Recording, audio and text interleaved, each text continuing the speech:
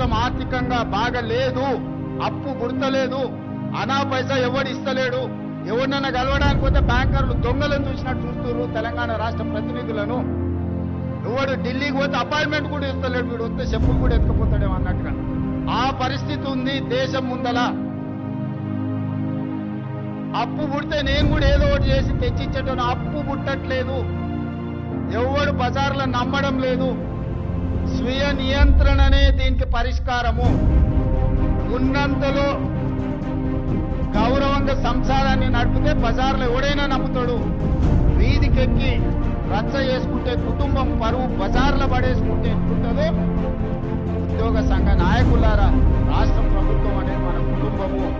ఈ పరువును బజార్ల మీద పడేస్తాము అనంటే కుటుంబం పెద్దగా వద్దు అని నేను విజ్ఞప్తి చేస్తున్నా.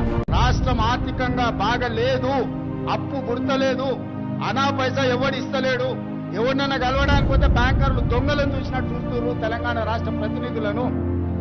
ఎవడు ఢిల్లీకి పోతే అపాయింట్మెంట్ కూడా ఇస్తలేడు, వీడు వస్తే చెప్పులు కూడా ఎత్తుకుపోతాడేమో అన్నట్టుగా ఆ పరిస్థితి ఉంది దేశం ముందల. అప్పు పుడితే నేను కూడా ఏదో ఒకటి చేసి తెచ్చిచ్చేటను, అప్పు పుట్టట్లేదు. ఎవడు బజార్లో నమ్మడం లేదు. స్వీయ నియంత్రణనే దీనికి పరిష్కారము. ఉన్నంతలో గౌరవంగా సంసారాన్ని నడిపితే బజార్లో ఎవడైనా నమ్ముతాడు. వీధికెక్కి రచ్చ చేసుకుంటే కుటుంబం పరువు బజార్లో పడేసుకుంటే ఎట్లుంటుందో.